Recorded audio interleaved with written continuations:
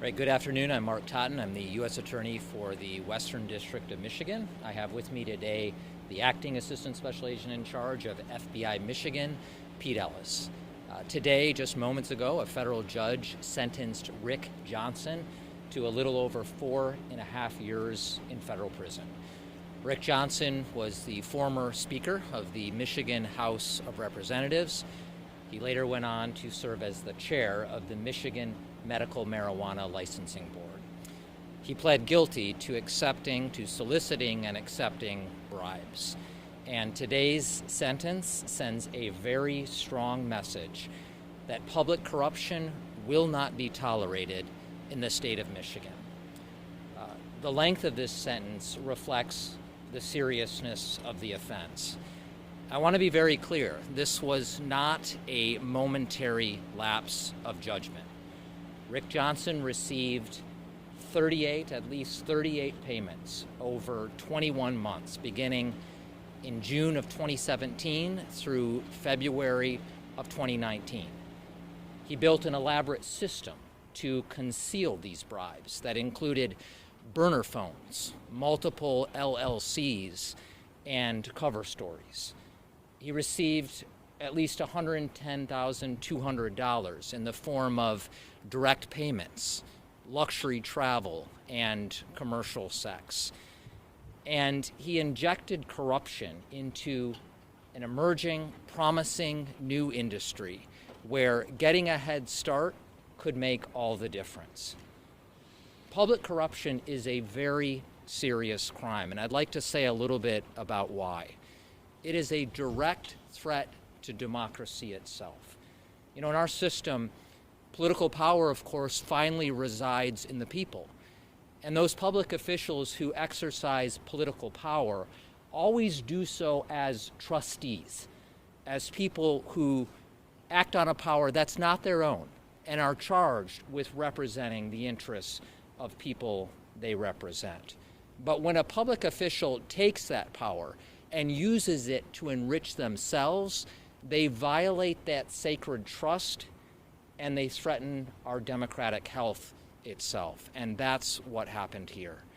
The results of public corruption can be corrosive.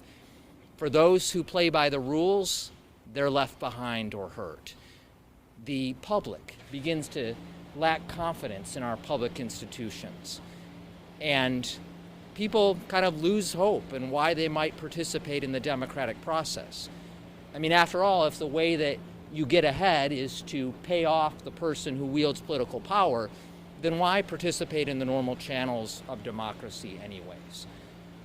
My office, the U.S. Attorney's Office for the Western District of Michigan, I know this is true for FBI Michigan as well, take very seriously public corruption, and we will continue to do so moving forward. We will, as we always do, follow the evidence wherever it leads, without fear or favor, with independence and with impartiality. Speaking broadly to anyone who has awareness of public corruption at the local, state, or federal level, I'd encourage you to come forward to talk to us. Sooner is always better than later. And lastly, I just want to say a word of thanks to a few people and agencies. I first of all want to say thank you to FBI Michigan. As they always do, FBI Michigan worked incredibly hard to make this case possible. I want to say thank you to folks from my team, to support staff, to Assistant U.S. Attorneys Christopher O'Connor and Clay Stifler. And I also want to say thanks to the media for the work they did to inform the public. In fact, this matter in part got started because of the work of investigative journalism.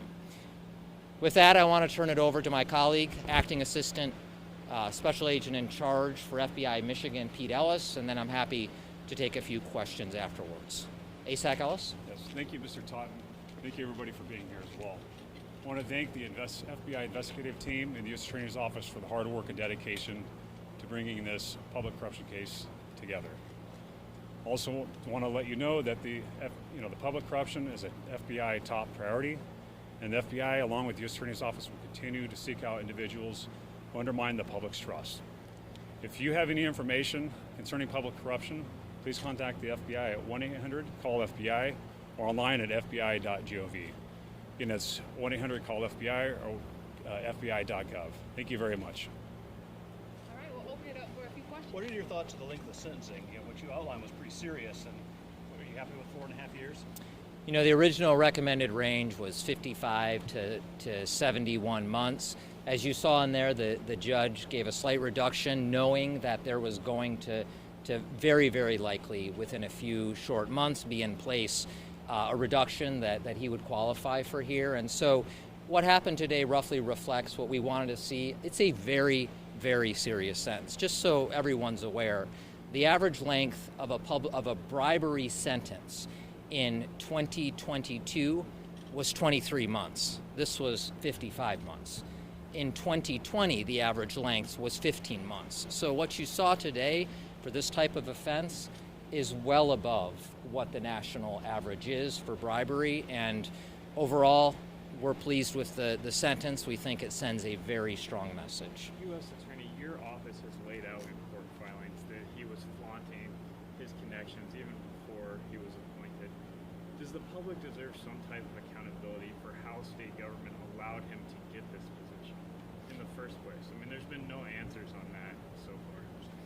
You know, I think, speaking in terms of Rick Johnson, you certainly saw Assistant U.S. Attorney Christopher O'Connor talk about what you were talking about, Craig. You heard the judge talk about what happened prior to him receiving the appointment. The crimes themselves were related to conduct that happened while Rick Johnson was in office, but I think you saw the judge today take into account that wider context. You know, I think in terms of anything else beyond that, I think I can only reiterate what I said earlier, that this investigation is ongoing. You know, that is compatible with there being future charges or there not being future charges. But at this moment, the investigation is ongoing. Mr. Totten, you say that the investigation is open. Why haven't other charges been brought thus far on any other people of interest? You know, again, when we say an investigation is ongoing, that's not a promise for future charges, but it does mean that we've not laid this matter to rest. We're still looking at it. We still may receive future evidence. We'll review what we have. It's ongoing. And so I don't have anything else to say beyond that at this moment. Why has Company C not been identified or brought forward yet? I mean, there's a direct acknowledgement. The judge said it, I believe. They paid a bribe. And there's been nothing about them so far. Yeah, I don't, you know, we speak through our public documents.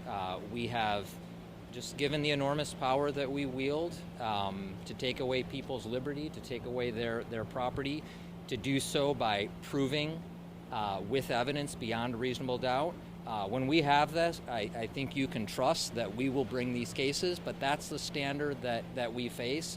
And, you know, if we have future charges to bring, we'll do so. But you can trust that we are diligently pursuing this matter in every direction possible.